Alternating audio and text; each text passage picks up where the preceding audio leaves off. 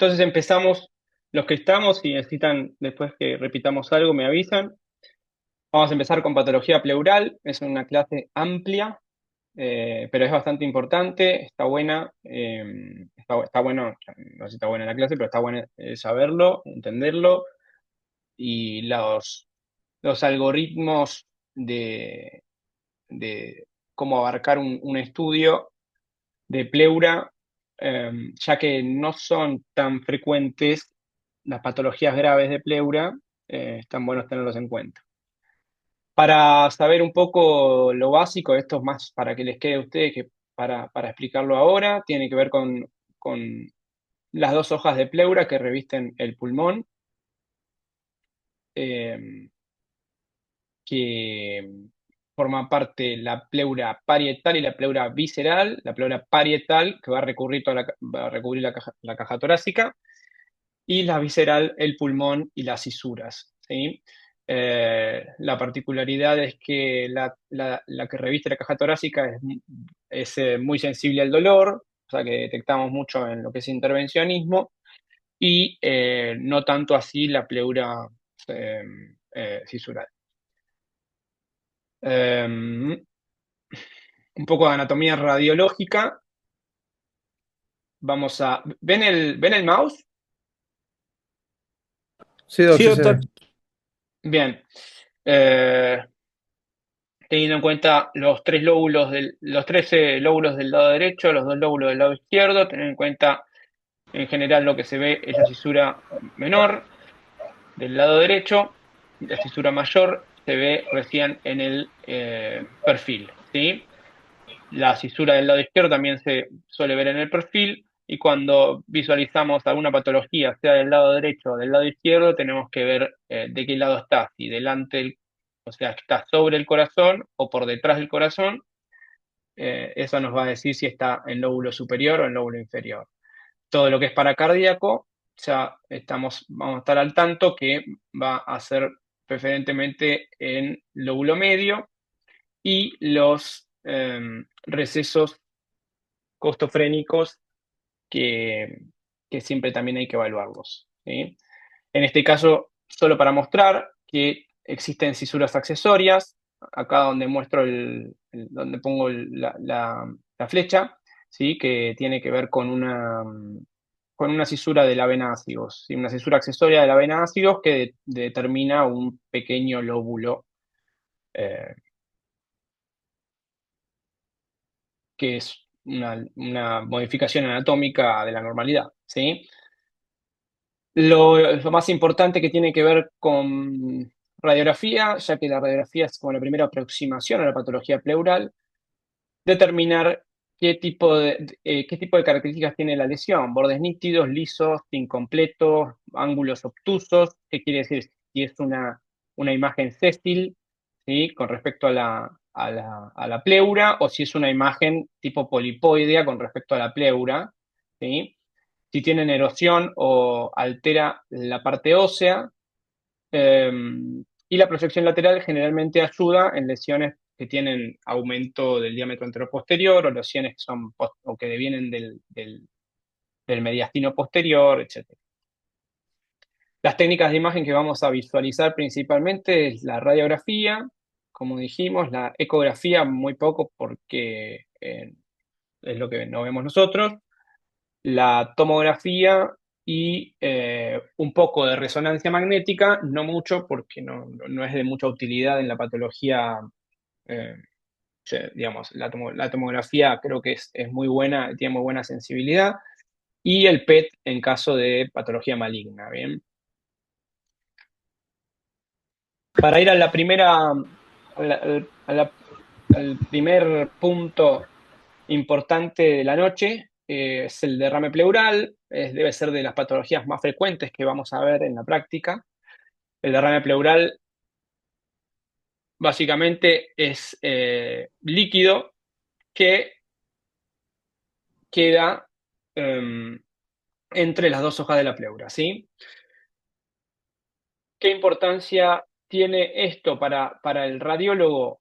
Determinar justamente la ubicación, las características, etcétera, pero también qué tipo de densidades vamos a tener en el derrame pleural. Si es un transudado, que tiene que ver más con lo que es un aumento de la presión hidrostática o caída de la presión de las proteínas, insuficiencia cardíaca, un síndrome nefrótico, hipoalbuminemia.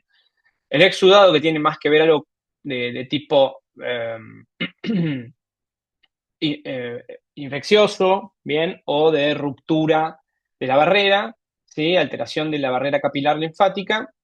Eh, la, el- la presencia o no de sangre, que va a tener que ver con trauma, alguna neoplasia, alguna coagulopatía, alguna iatrogenia médica, o en el caso de ser quiloso, cuando el contenido es linfático, ¿sí?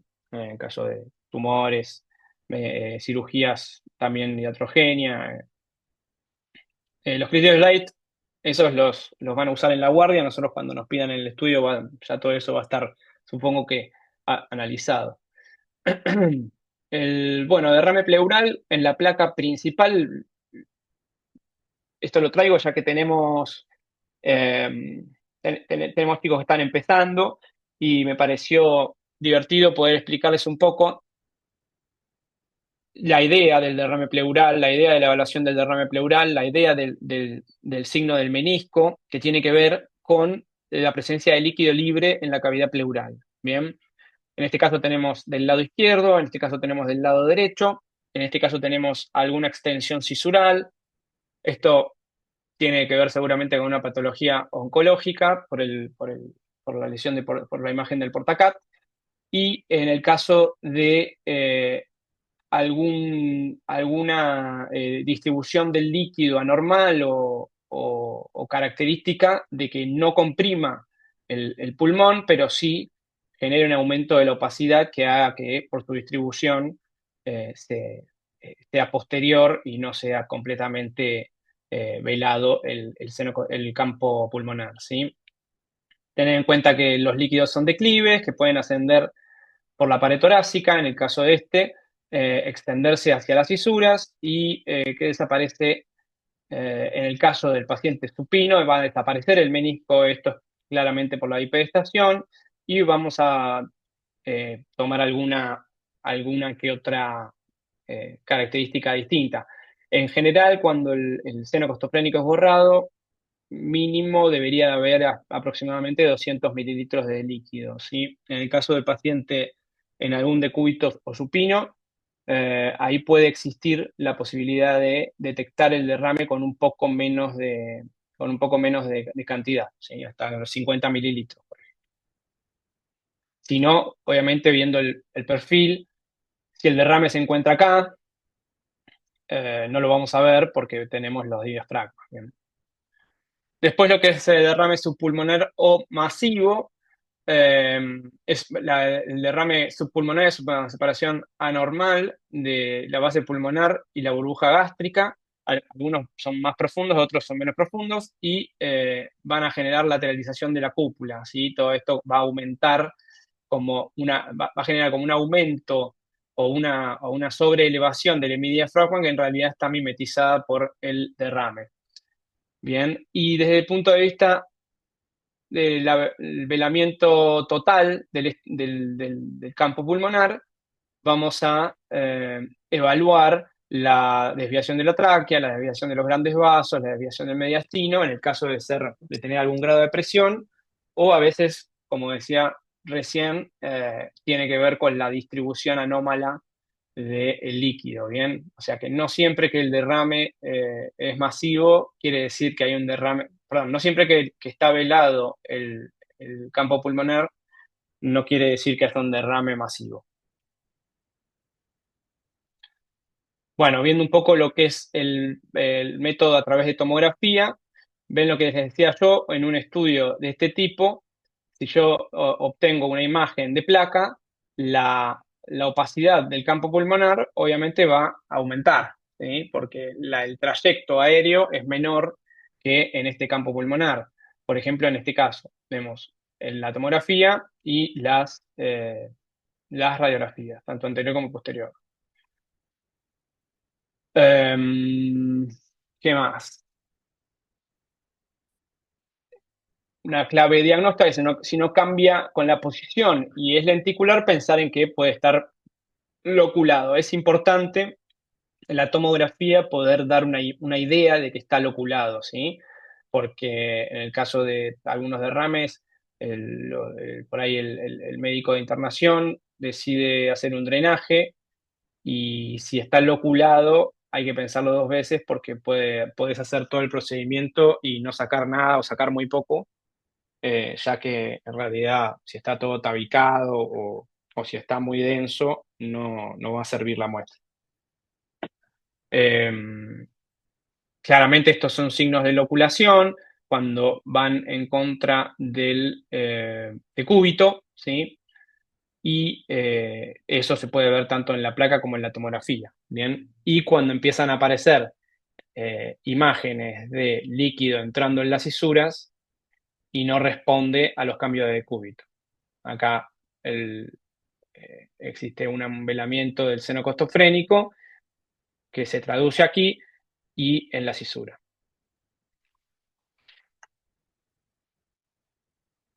La patología pleural inflamatoria o infecciosa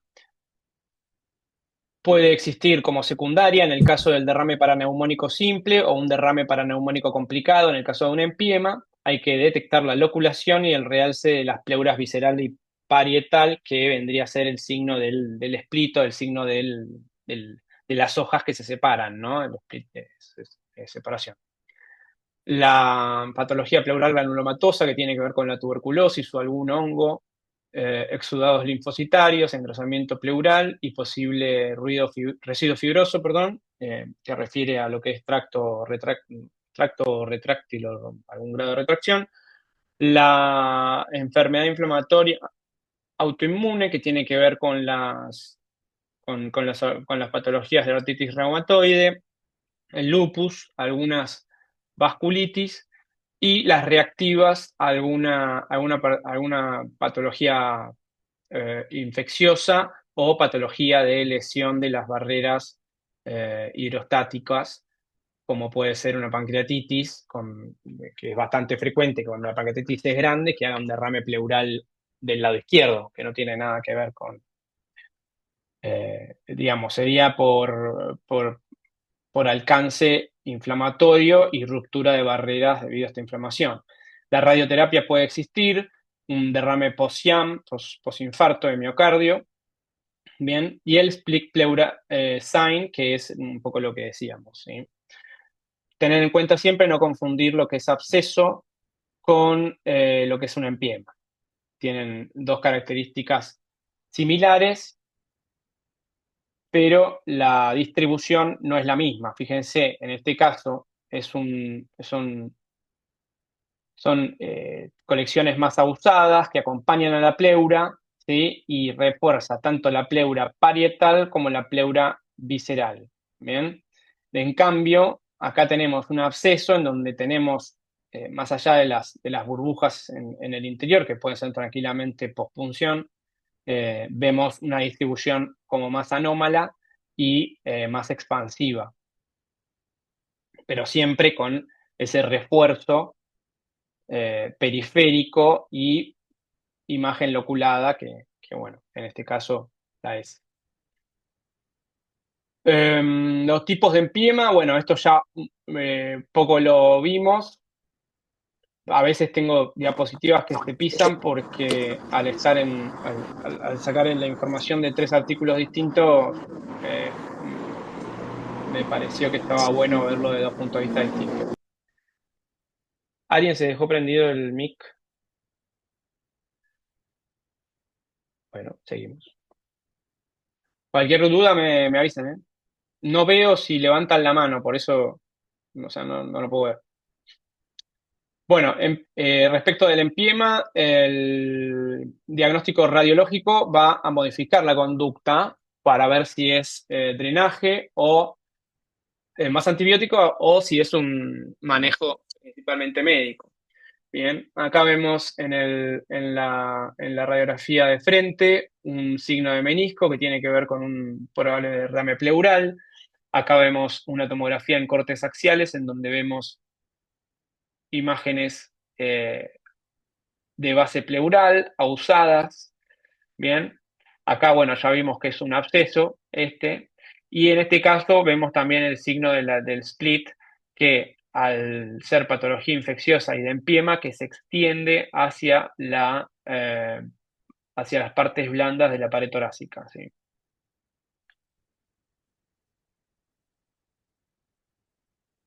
Bueno, acá vemos, en este caso, un empiema, ¿sí? Bordes bien lobulados, bordes bien lisos, en este caso, unos bordes, unos ángulos agudos con el resto de la pleura, ¿sí? En general, el empiema tiende a acompañar más a la pleura, pero bueno, en este caso era un empiema de origen estreptocóxico con refuerzo periférico y algún tipo de también estas imágenes que tienen tendencia expansiva generan algún tipo de atelectasia pasiva. ¿Ven? Fíjense acá cómo genera compresión del parénquima circundante y eso otorga algún grado de atelectasia y pérdida de volumen del pulmón. Bueno, respecto de las pleuritis no infecciosas, como dijimos, son las menos frecuentes, más allá de las coagulopatía, y después lo que es tromboembolismo pulmonar y pancreatitis suelen ser más frecuentes, ¿sí? No atribuir automáticamente todo derrame pleural a una insuficiencia cardíaca, la asimetría, eh, el refuerzo, los tabiques y la nodularidad obligan a generar a diagnósticos diferenciales, ¿sí? A más de un diagnóstico. Obviamente, las patologías, las colagenopatías, no vamos a encontrar un paciente con un derrame pleural por ahí a los 40 años, ¿no? Un lupus de 40 años, entonces a los 40 años no vamos a pensar que porque un paciente tiene derrame pleural bilateral va a tener una insuficiencia cardíaca. En principio no, pero bueno, tener en cuenta siempre el contexto del paciente. Bueno, esto es un poco más es de empiema versus absceso, ¿sí? Por la forma, por las características y no mucho más. Hemotórax y kilotórax, el líquido pleural es lo que va a determinar y el contexto clínico. La densidad del líquido pleural y el contexto clínico, ya que el kilotórax no tenemos mucha forma de diferenciarlo del derrame pleural del hidrotórax y la densidad va a ser similar. Entonces no vamos a tener mucho para hacer. Pero hay que pensarlo en base al contexto. El hemotórax es de rápida evolución, tiene que ver en general con traumatismos, algún tipo de iatrogenia o coagulopatía o algún tipo de neoplasia, eh, por lo que la densidad va a. Porque la densidad va a estar aumentada. No siempre la densidad va a estar en 70. Tengamos en cuenta que a veces la sangre se mezcla con líquido, entonces eso genera que el líquido no tenga la densidad tan aumentada, ¿bien? Y después el kilotórax, el espacio pleural, por lesión o obstrucción del conducto torácico. La imagen no tiene rasgos específicos puntuales, por lo que lo más importante es el contexto. Neumotórax rápido, en gente joven lo vamos a pensar desde el punto de vista causa, puede ser traumático, ¿sí? O espontáneo. En el caso de espontáneo primario tiene que ver con pacientes jóvenes, tabaquistas, asociados al tabique, por una ruptura de bulla subpleural con tendencia a la recurrencia. Y secundario, sea por EPOC o alguna enfermedad quística o infecciones, ¿sí? En tomografía computada vamos a evaluar paciente de pie, ¿sí? La mayor parte de los neumotórax se ven en inspiración, ¿sí? En donde el paciente, donde se expande este pulmón y el pulmón que está eh, como digo, lesionado, se ve sin expansión, ¿sí? En este caso vamos a evaluar que tiene las sombras vasculares, no están aquí y aquí sí están. Entonces, de esa manera, con un tórax versus el otro, podemos comparar y darnos cuenta, ¿sí? Lo ideal sería que lo hagan a través de ese mecanismo, siempre comparando con el hemitórax contralateral. Después, en este paciente en particular, lo que sucede es que tiene enfisema subcutáneo a nivel del cuello. Esto probablemente tenga que ver con algo, neumotórax más enfisema, con algo por ahí de una ruptura traumática o bueno, alguna fístula broncopulmonar, más asociada a lo traumático, ya que parece un paciente joven. Bueno, después en la tomografía, lo que vamos a ver, la pregunta bastante frecuente de los médicos de guardia, que no están acostumbrados a ver neumotórax en tomografía, porque las sospechas generalmente la evacúan con una placa. El clínico te llama y te dice, yo lo que veo es que ahí cerca de la cisura disminuye la vascularización. Entonces quería saber si esto le parece un neumotórax, ¿sí? Porque como no ven neumotórax, no saben que en realidad disminuye la vascularización porque es territorio pericisural y eso no es que disminuye la vascularización, sino que la vascularización se hace más pequeña, entonces no la vemos, pero está. Bien, el aire en la cavidad torácica, en la cavidad pleural, se ve de esta manera, ¿bien? En la tomografía.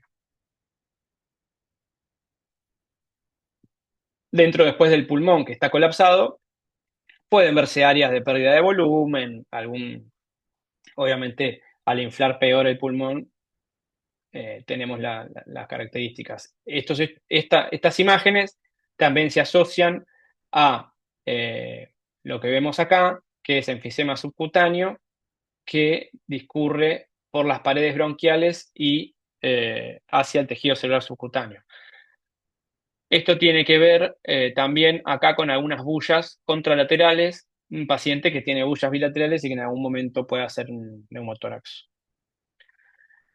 Después del neumotórax de atención, lo más importante del neumotórax de atención, que lo hemos aprendido hasta el cansancio en la facultad, es un aumento de la presión intrapleural que pasa a ser mayor que la atmosférica. Esto genera desplazamiento mediastinal, aplanamiento o inversión de los diafragmas y compromiso hemodinámico justamente por este aumento de la presión. En el caso de un hidroneumotórax, vamos a ver un nivel hidroaéreo con causas y el dato de guardia es que en paciente inestable el diagnóstico clínico de neumotórax hipertensivo no debe esperar la tomografía computada, ¿sí? Eh, es importante tener en cuenta que el diagnóstico no debe ser tomográfico, sino por placa ya o por la hipersonoridad del tórax en un paciente que amerite.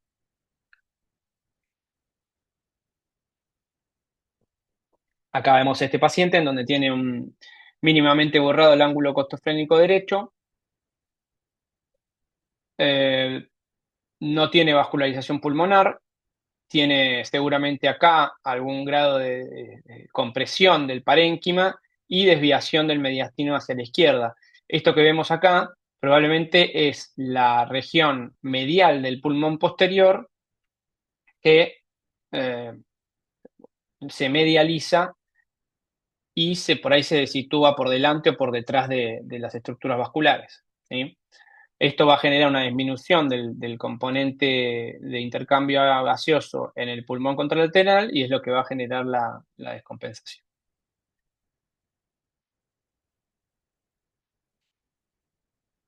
En este caso de tomografía con contraste endovenoso vamos a ver el líquido, el aire, el compromiso, eh, ¿cómo se llama? El desplazamiento del parénquima pulmonar y el desplazamiento mediastinal parcial en este caso. Del otro lado vamos a ver un líquido laminar leve sin muchas particularidades. Bueno, esto es un poco más de lo mismo, de lo que hablamos allá. Y lo del neumotórax y quirotórax que ya lo hablamos también. Bueno,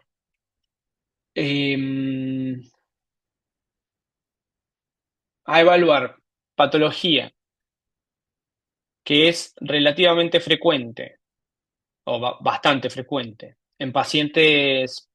Acá uno ve un pulmón con una pérdida de la arquitectura, una alteración difusa que, que se acompaña de adherencias pleuroapicales bilaterales, ¿no? Esa acumulación de parénquima mal ventilado que por alguna razón se fibrosa, se genera algún grado de retracción y eso genera estas imágenes, ¿sí? Siempre tener en cuenta en patología pleural descartar lesiones en los ápices, siempre tratando de comparar un ápice con otro que estén a la misma altura y y que tengan la compresión de parénquima o la telectasia o la adherencia relativamente simétrica, ¿sí? Eso es lo que se llama casquete apical benigno y son generalmente lisos, simétricos, habitualmente no son gruesos, ¿sí?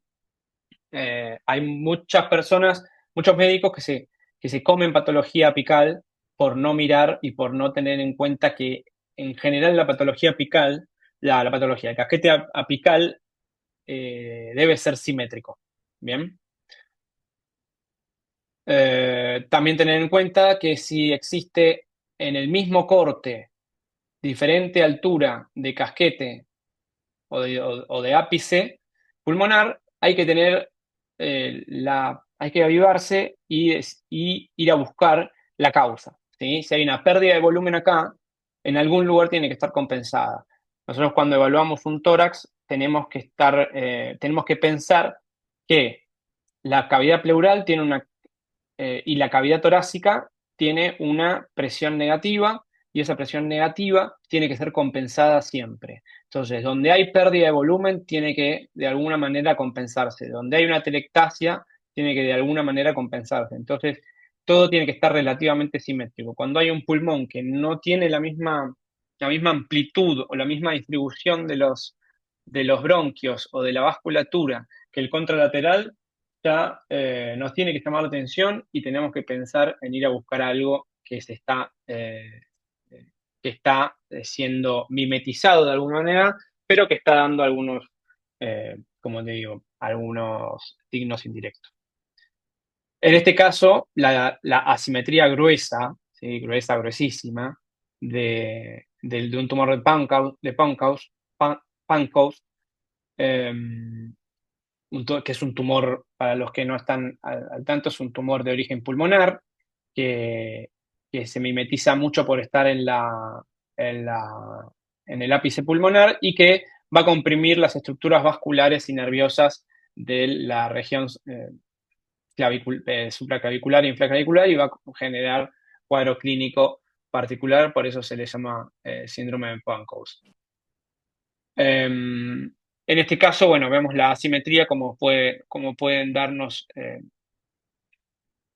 con esta gran lesión una patología. En general, esta no es la que se comen los médicos, sino las que son más leves, ¿no? Placas pleurales. Esto es bastante frecuente porque no todas las placas pleurales son por exposición a asbesto, ¿sí? Puede ser placas pleurales de otro origen.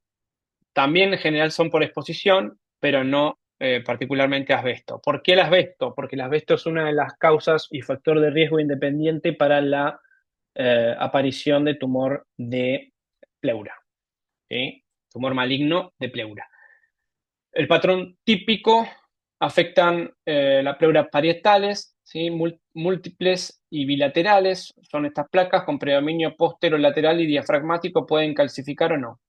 Bien, acá vemos placas calcificadas que en la radiografía de frente, esta es una exageración igual, pero es un signo bastante característico de placas pleurales calcificadas. Entonces, cuando viene el médico a preguntarle qué son estos, nosotros ya tenemos que tener en cuenta que este signo es bastante patognomónico de pleuras, de de placas calcificadas, ¿sí? Por eso las vemos, si no, no las veríamos. Tener en cuenta que no son inocuas, no suelen alterar la función respiratoria por sí, pero son marcador de exposición y de factor de riesgo para mesotelioma. Igual en este caso vemos también que este paciente no tiene algo aislado, tiene un derrame pleural bilateral, tiene un engrosamiento pericárdico, ¿sí? Y no sé por qué le estarán haciendo un estudio para trombonismo pulmonar porque tiene el ventrículo derecho lleno de contraste. Bueno, acá vemos también unos cortes axiales y radiografía de frente, en donde visualizan en forma de nódulo a veces cuando tienen algún grado de calcificación y logran visualizarse en la placa. Bueno, una de las características o diagnósticos diferenciales de lesión de origen pulmonar o pleural, pero para cualquiera de los dos hay que tenerlo como, como diagnóstico diferencial, es la atelectasia redonda, ¿sí? Que no la tenés en mente hasta que en una guardia se te aparece y no te olvidas más. Es una masa subpleural, de base pleural, con pérdida de volumen y eh, alteración de la estructura, de la arquitectura adyacente, ¿sí? Y con tendencia a la convergencia. Eso genera que tenga un signo de cola de cometa, que ahora lo vamos a ver.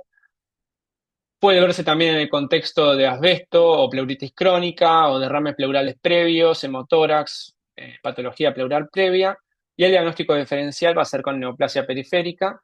La estabilidad y la morfología van a ayudar, o sea, no cambian de tamaño.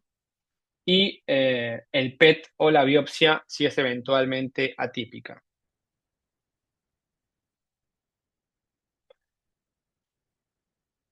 Vemos una lesión de base pleural que en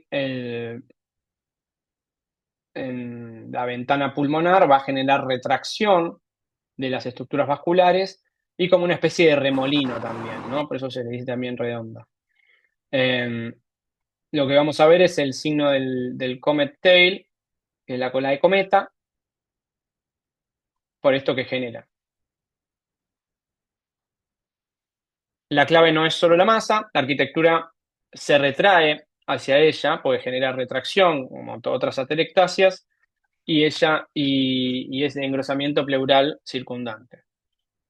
Es una atelectasia periférica de morfología lenticular redondeada con pérdida de volumen del mismo pulmón. Fíjense cómo acá genera toda una sobreelevación del diafragma y que en el mismo corte genera mucha asimetría, ¿sí? Y el diferencial va a ser obviamente un adenocarcinoma y en el caso de dar duda se sugiere seguimiento. Pero a veces lo vemos en pacientes que no dan para patología pulmonar, entonces uno puede más o menos jugársela y decir, bueno, para mí es una atelectasia redonda y después, bueno, que el médico vea. Después, engrosamientos difusos o fibrotórax tiene que ver con algún residuo, alguna secuela, algún tracto fibroadherencial de la patología de la pleura, ¿sí? Lisa o extensa, con obliteración del surco octofrénico, con sobreelevación del hemidiafragma. Después, las medidas en este caso son variables, no tiene mucha, pero sí tiene que ver con los antecedentes. Cuando vemos una alteración de la arquitectura pulmonar de esta manera, tenemos que ver cuál es de dónde viene todo esto, ¿sí? Porque a veces son causas postactínicas, ¿sí? A veces son causas por exposición a asbesto, a veces son causas de infecciosas, inflamatorias, ¿bien? Bueno, em, eso es por ahora es lo relativamente benigno que venimos viendo en la patología pleural, ¿sí? Después A partir de ahora vamos a entrar en el capítulo de las lesiones, en el capítulo de las lesiones benignas y malignas, que suelen ser poco frecuentes, pero que hay que tenerlas en cuenta siempre para, para poder hacer un diagnóstico por lo menos aproximado y relativamente adecuado. Los primarios, perdón, pueden ser de estirpe mesotelial, ¿sí? Lo que tienen que ver con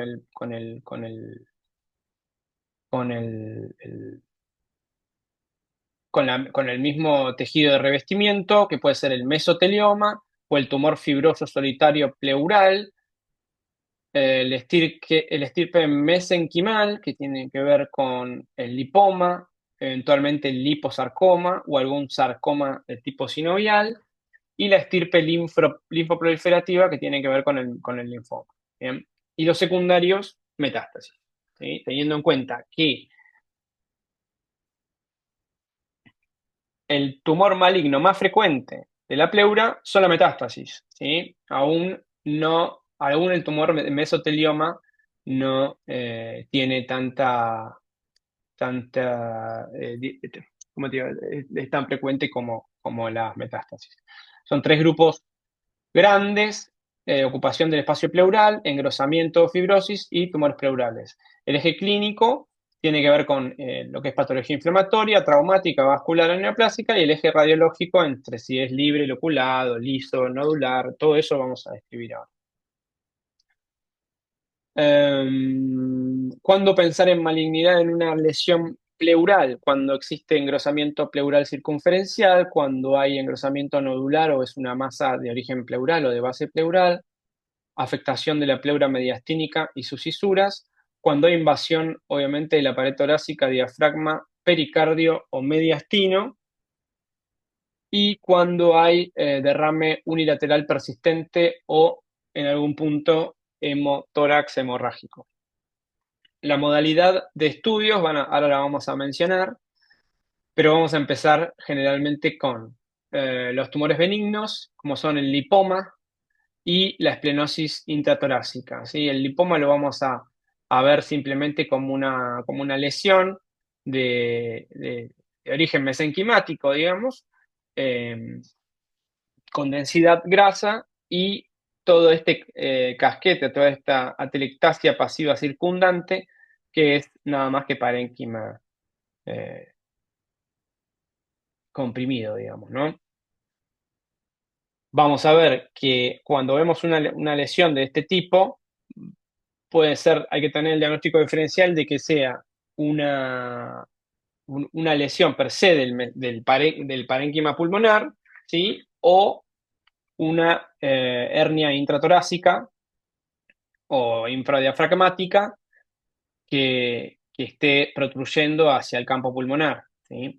En general, la densidad, cuando existe, primero se ve el hiato de hernia, ¿bien? El hiato herniario, y se interpreta el saco herniario, ¿sí?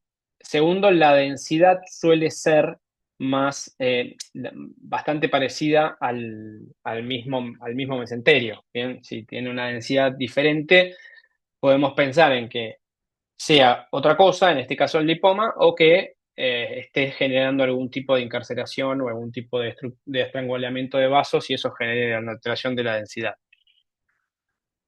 La esplenosis intratorácica es la misma esplenosis que hay en el abdomen, solamente que se da en bases pulmonares, ¿sí? Yo rara vez, no me acuerdo de haber visto alguna. Eh, Hay que tener en cuenta que se asocia a esplenosis subdiafragmática y que, bueno, para los que no están muy asociados con el término, es la presencia de vasos accesorios son imágenes nodulares que están alrededor del vaso y que eh, refuerzan de la misma manera y no tienen ningún hito maligno. Después está la otra patología, que es mesenquimática, que se llama tumor fibroso localizado de la pleura, que es una neoplasia de bajo grado que surge de la superficie pleural y visceral, En la tomografía se caracteriza por la presencia de lesiones pequeñas, homogéneas, con márgenes obtusos. En la resonancia, estos tumores muestran intensidad de señal en T1 eh, y en T2 heterogénea. Rara, rara vez se da en la pleura visceral y generalmente se identifican como lesión única, ¿sí? Cuando son grandes tienen algún tipo de refuerzo bastante intenso y pueden tener calcificaciones o necrosis. En algún punto puede ser pedunculados, perdón, y el tratamiento va a ser quirúrgico y con seguimiento, ya que tienen una posible recurrencia. Alguien se dejó prendido el micrófono.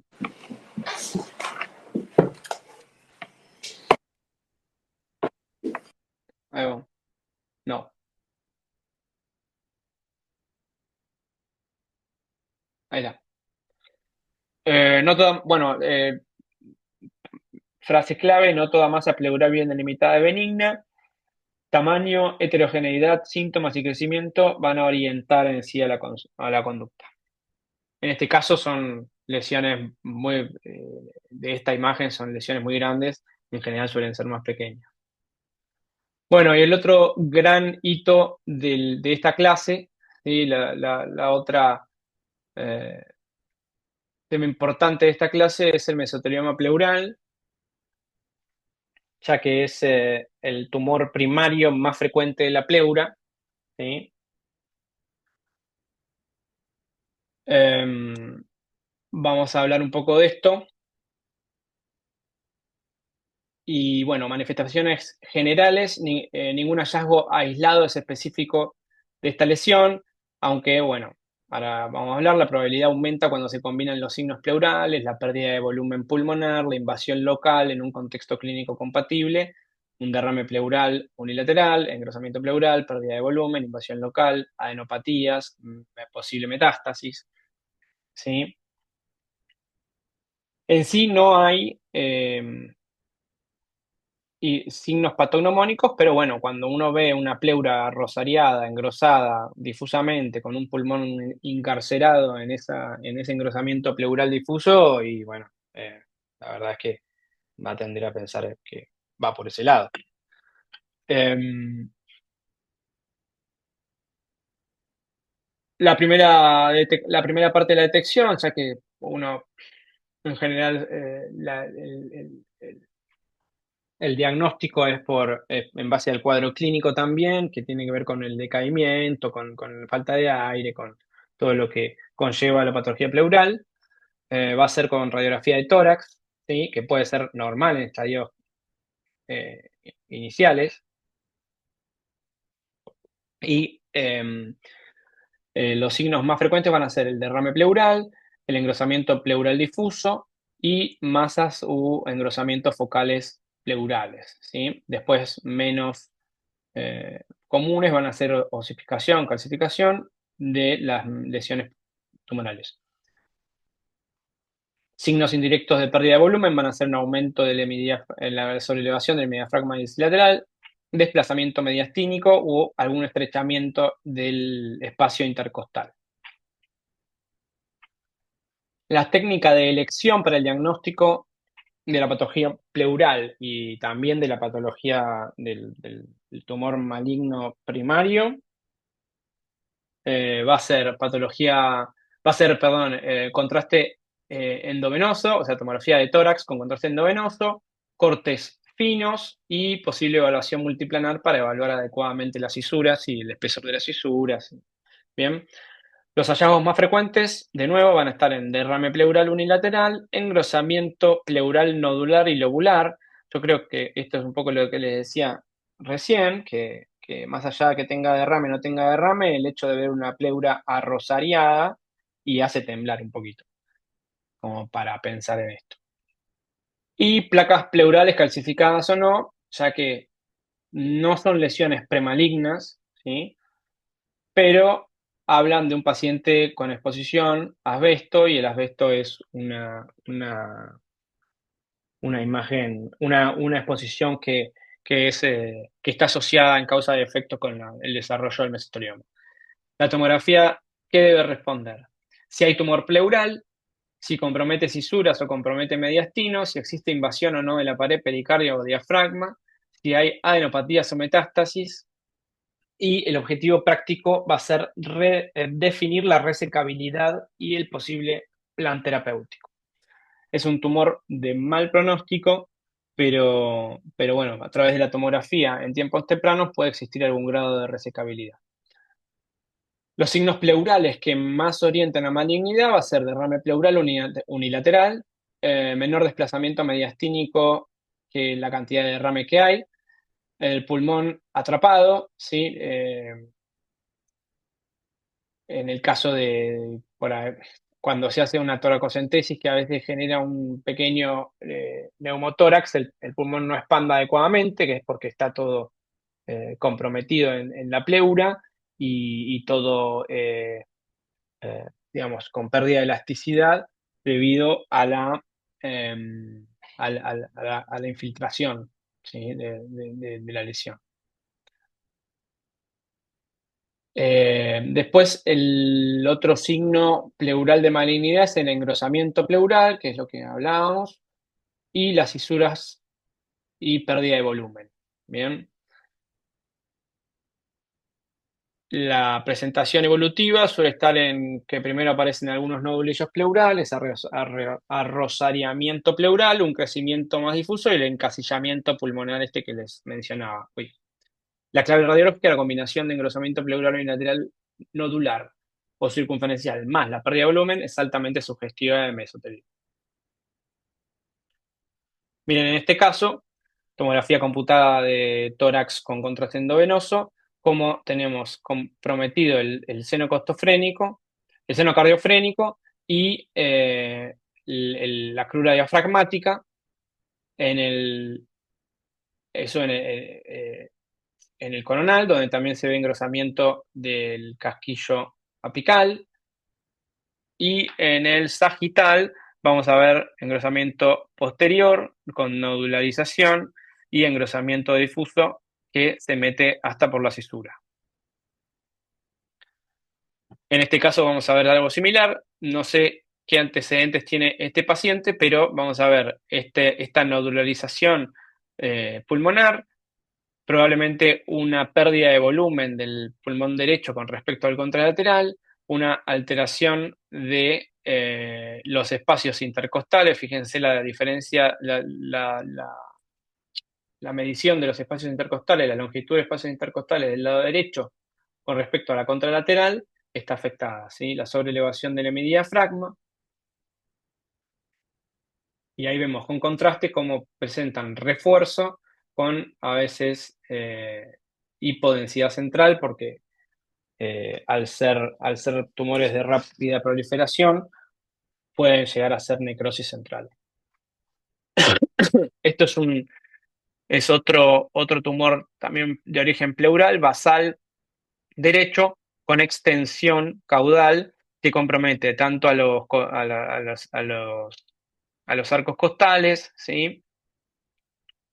Y a toda la fascia de ese lado.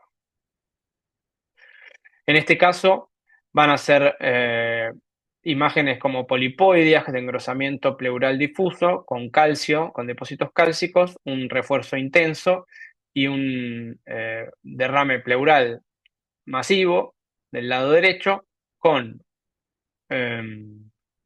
atelectasia casi total del pulmón de ese lado, desviación del mediastino a la izquierda y, bueno, esas características que hacen que el pulmón izquierdo contralateral pierda volumen.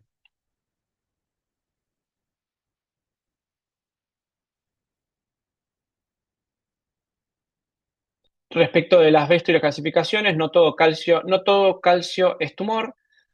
Plagas pleurales por asbesto pueden coexistir tranquilamente con el mesotelioma, no son lesiones premalignas, tienen calcificación lineal o en meseta, pueden haber atelectasia redonda acompañante.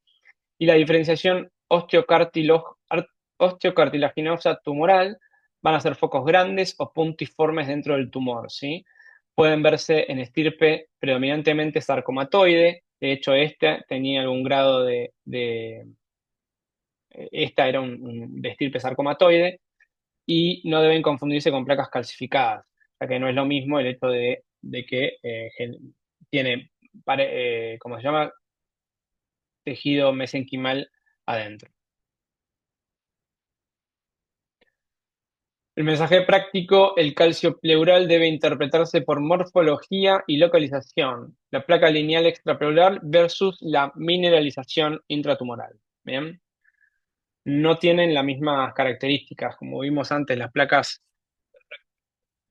vimos, no es la misma densidad ni la distribución, esto, ¿viste? La distribución de los tumores de origen cartilaginoso o de origen óseo tienen una calcificación mucho más amorfa. Para evaluar extensión locorregional, tener en cuenta invasión local y criterios de irresecabilidad en mediastino, la obliteración de los planos grasos, ya cuando se pierde el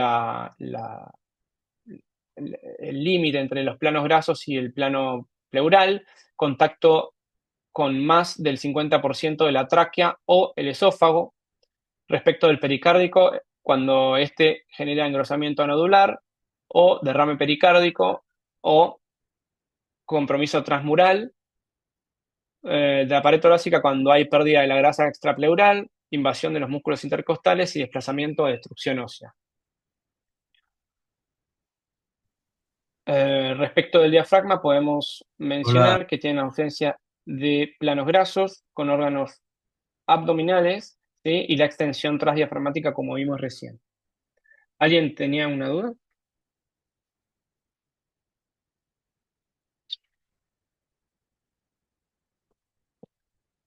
Bueno.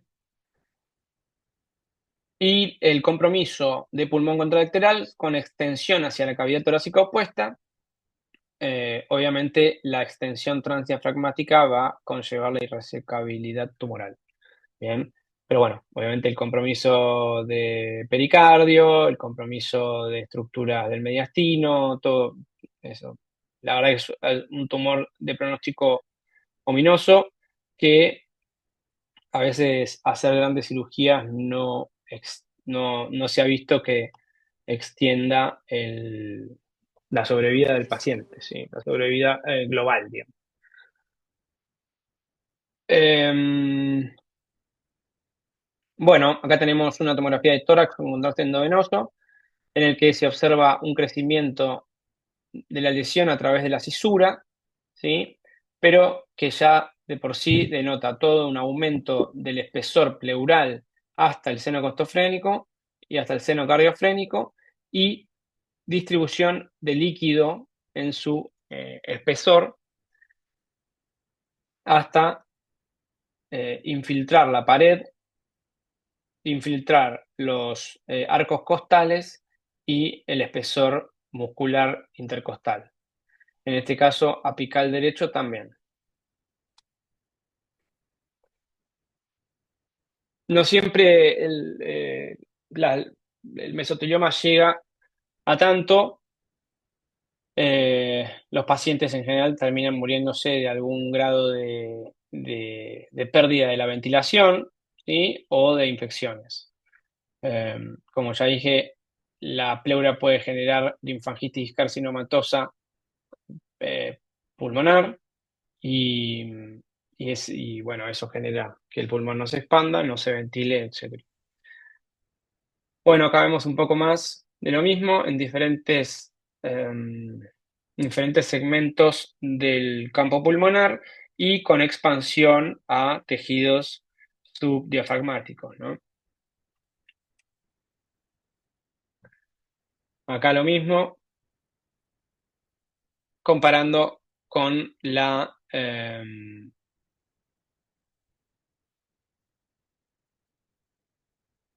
ventana pulmonar.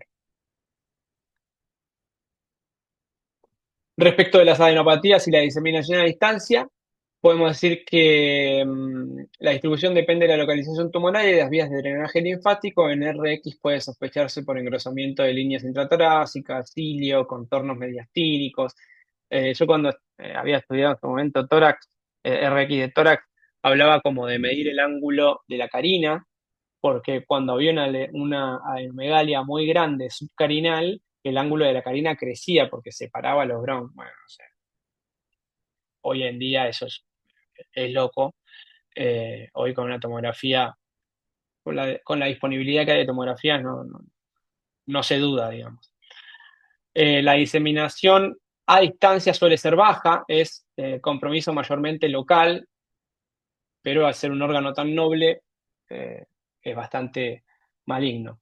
Buscar enfermedad pulmonar, hepática, esplénica, cerebral, pancreática. ¿Bien?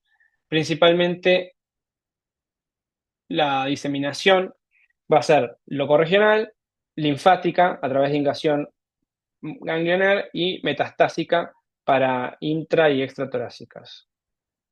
Pero el órgano más afectado va a ser el pulmón.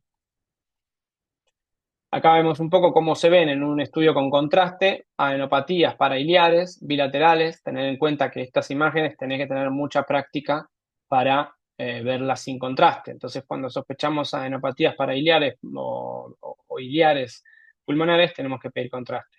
En este caso tenemos una subcarinal acá, que por ahí mide 16 milímetros, o sea que es grande, pero se ven generalmente sin contraste. Respecto de la resonancia magnética, bueno, a veces la gente piensa que la resonancia magnética lo que hace es sumar, lo que hace es, siempre está en la clasificación de estudio de mayor complejidad, en el que siempre nos va a simplificar o a mejorar la visual de las características del tumor. Y en este caso no lo es, no es un estudio rutinario, mejor que la tomografía no es un estudio más complejo de hacer, más tiempo, más caro en general, y solo se usa para determinadas características en las que el médico necesita saber si existe el compromiso extrapleural, el compromiso de partes blandas torácicas, eh, ya que de esta manera define la resecabilidad. ¿Sí? La señal, las secuencias T1, T2, el gadolinio presenta refuerzo y la lectura va a hablar de si rompe o no, si invade o no planos grasos, si hay compromiso del diafragma, si hay extensión pericárdica o si condiciona algún tipo la resecabilidad. ¿Sí? Cuando pedir RM, cuando la TC no es clara, sospecha de invasión en la pared torácica, evaluación diafragmática o alergia a la tomografía, ¿cómo se llama? Al yodo. Bueno, acá lo que es el protocolo, no, mucho no sirve, pero lo puse igual. Acá vemos, la verdad me costó un montón encontrar una imagen de resonancia magnética del mesotelioma. En este caso es un mesotelioma de estirpe rarísimo que ni siquiera lo encontré así medio de suerte, en el que se logra ver la lesión y el compromiso eventual que presenta. PET. En cuanto al PET, nos va a aclarar el compromiso a distancia, las metástasis ganglionares o no, la afectación ganglionar, es con FDG, con desoxifluoroglucosa, y eh, es un tumor de alta actividad biológica y en el caso de aumento de la captación, obviamente, va a hablar de mayor agresividad. Aporta especialmente lo que es ganglios mediastínicos, no mediastínicos o enfermedad a distancia en el caso de que no sea muy evidente en tomografía, algún implante peritoneal, cosas que son en general poco visualizables ya que el compromiso es mayormente locorregional. Ahora, respecto de lo locorregional, se puede ver muy bien esto, pero en una tomografía bien hecha, con contraste endovenoso, con derrame pleural eh, obviamente la- los focos pleurales de engrosamiento van a estar claros. Vemos ahí un aumento de la captación del FDG, tanto a nivel parietal como de las estructuras ganglionales del mediastino. De este lado también. Entonces, el algoritmo práctico en la lectura de la lesión pleural, ¿sí? Detectar o no derrame, engrosamiento pleural, detectar masas o pérdida de volumen en RX o tomografía computada, ¿sí? Caracterizar este tipo de nodularizaciones o engrosamientos, tanto si es circunferencial, el espesor, si compromete fisuras, si compromete o no pleura mediastínica, pericardio, diafragma, etcétera. Buscar el contexto del paciente, si tiene antecedentes de exposición a asbestosis, si tiene alguna placa calcificada, si tiene placas no calcificadas, si existe o no la posibilidad de hacer una atelectasia redonda. Tener en cuenta lo de la mineralización tumoral en los pacientes, ya que es un tumor mesenquimático y puede calcificar como puede calcificar un cartílago. Estadificar localmente, lo que digo, pared, mediastino, pericardio, diafragma, extensión contralateral o no, y completar la extensión respecto de estudios sistémicos, como pueden ser PET, ¿sí? Y de estudio no sistémico, como la resonancia, pero para ver un determinado lugar de invasión, puede o no utilizarse la resonancia magnética. El resultado esperado del informe va a ser un diagnóstico diferencial razonado con la posibilidad de signos o no de invasión, más elementos de resecabilidad o estadiaje. Vemos algunas áreas de algunos ejemplos de extensión a distancia. En este caso es un paciente con un mesotelioma que hace la hepatomegalia con múltiples imágenes nodulares. Y por último, una patología ya extremadamente rara, que es el linfoma pleural, que puede presentarse como un engrosamiento pleural nodular o en placas, suele asociarse al derrame pleural. El diagnóstico diferencial suele ser justamente mesotelioma, metástasis en piema.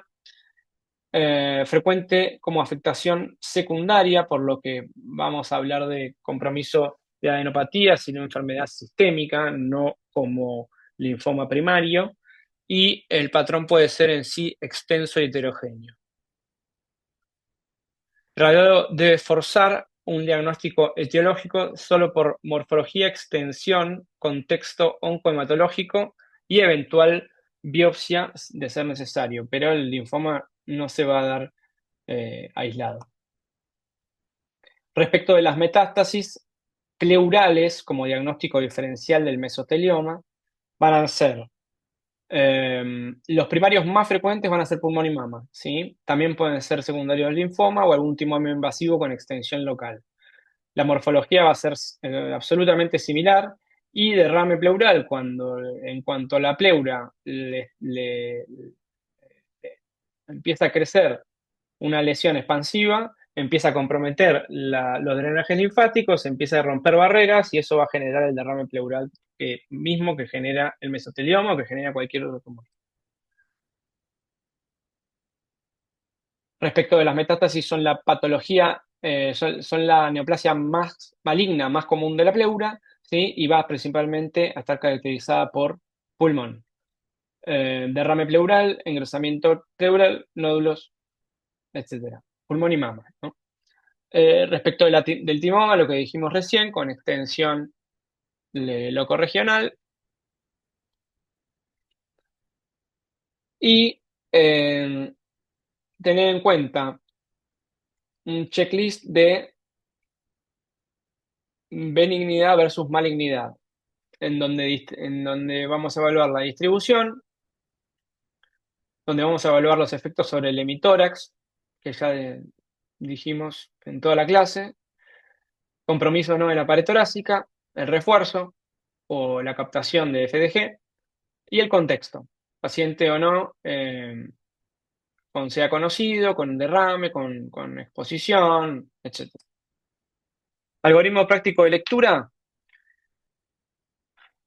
Primero vamos a ver qué parte de la pleura se ocupa y por qué se ocupa. Líquido, aire, tejido, sólido. Si está libre o loculado, si tiene movilidad, si hay cisuras comprometidas, si existe forma lenticular o existe una forma redondeada o forma polipoide, si refuerza la pleura o tiene algún tipo de split pleural, nódulos o mediastínica, si hay efecto de masa o invasión, pared, costilla, diafragma, parte blanda o ósea eh, torácica, y qué es lo que nos va a cambiar la conducta, si la posibilidad de un drenaje, una biopsia o eventual TC con contraste. ¿Sí? El informe debe responder localización, extensión, complicación, sospecha etiológica y recomendación al siguiente paso. Después el algoritmo global, digamos, de la patología pleural tumoral va a ser sospecha con radiografía o ecografía, después la tomografía toracoabdominal con contraste, después eventualmente una biopsia tisular y estadificación en caso de positividad. ¿Sí? La resonancia magnética va a funcionar como un problem solver, que es o sea, una solución en caso de duda muy, muy puntual, muy local. Y el informe va a estar orientado a definir un poco la conducta que nos va a, que nos va a llevar adelante. Bien. Bueno, y esto es más también un poco a modo de resumen, que tiene que ver con el patrón, el diagnóstico probable y qué buscar, ¿sí? Que estaban en los artículos estos de la CERAM que yo siempre consulto. Eh, el menisco libre basal, que se asocia al derrame pleural, la lesión lenticular loculada con refuerzo, que tiene que ver por ahí más con empiema, la línea pleural con hiperclaridad pulmonar, que tiene que ver con el neumotórax, el nivel líquido-líquido, aire líquido, perdón, con hidroneumotórax, las placas calcificadas en caso de exposición a, a algún elemento o fibras de asbesto, y engrosamiento nodular y circunferencial que a veces pueden orientar a malignidad. Los errores frecuentes y perlas de lectura tienen que ver con que no todo hemitórax opaco es derrame, esto lo mencionamos, hay que buscar desviación mediastínica, contralateral sugiere derrame, ipsilateral sugiere telectasia, bien, hay que buscar signos, el tórax en ese aspecto es se comporta muy, muy fielmente a la pérdida de volumen y a las pérdidas al mantenimiento de la expresión negativa de la caja torácica. ¿Sí? No confundir empiema con absceso, eso lo vimos también. El derrame subpulmonar se puede disfrazar de diafragma, eso hay que tener en cuenta, por eso a veces suele ayudar eh, el, ¿cómo se llama? La radiografía de perfil. Placas no es lo mismo que fibrotórax, este tórax adherencial que mencionamos. Eh, Después, la pleura mediastínica importa, el engrosamiento, el compromiso van a conllevar mayor malignidad, ya que hay estructuras más vitales. Y el supino, el neumotórax, va a cambiar de cara, va a buscar, el neumotórax va a cambiar de cara anterior a posterior o de posterior a anterior, eso. Y después el checklist general va a hablar de tener en cuenta primero localización y extensión, después el contenido o no, en base a la densidad, mucho más no podemos decir, la morfología, qué tipo de forma tiene, si tiene o no refuerzo y qué densidad tiene, qué genera sobre el pulmón y la conducta sugerida. ¿Sí?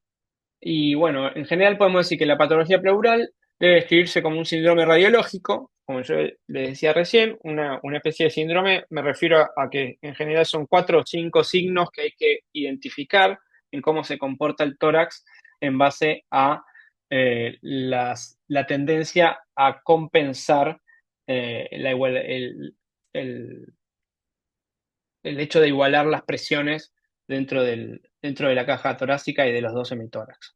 ¿Sí? ¿Qué conclusiones tenemos en cuenta? Para terminar, la patología pleural es frecuente y el radiólogo es esencial, es central en el diagnóstico, seguimiento y eventual intervencionismo. La radiografía convencional es la primera aproximación para localizar y estimar la extensión. Hoy se da mucho que hay tomografía, ¿sí? Pero para, para detectar patología no sospechada, hoy la verdad que es una salida laboral, informar radiografías, eh, que se da más en chicos en médicos que están terminando la residencia o que están recién terminada la residencia, es importante estar familiarizado con las lesiones para no comerse patologías clave. ¿Sí? Tomografía computada con contraste es el método clave para caracterizar el derrame complicado, el engrosamiento y la malignidad. Y el derrame pleural es la patología pleural más frecuente y es la que mejor tenemos que saber manejar y describir en el informe. ¿Sí? Y las metástasis son la malignidad más frecuente, así como el tumor del mesotelioma es el tumor primario más frecuente. Bien. Y en el caso de describir signos de urgencia, neumotórax tensión, empiema, hemotórax y derrame masivo, tratar de jerarquizarlos de alguna forma, como para se tengan en cuenta el resto del equipo médico. Bien, el valor del informe está en decir dónde está la lesión, qué tan extensa, si es complicada y qué paso estaríamos dispuestos a seguir. ¿Sí?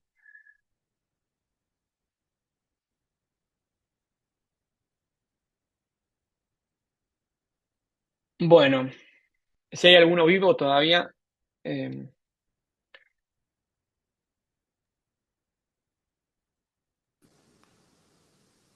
Profe, una consulta. sí, En el caso